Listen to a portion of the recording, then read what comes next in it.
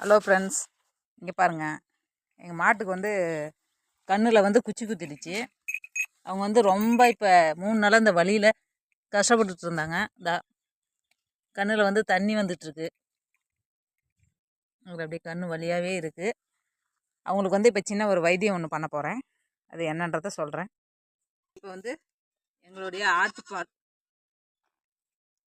இந்த ஆட்டுப்பால் வந்து ஒரு 3 சொட்டு வர மாதிரி திறந்துக்கணும். ஏன்னா எங்கள் மேடம் பக்கத்தில் இருக்கிறதுனால ஒன்றும் பிரச்சனை இல்லை.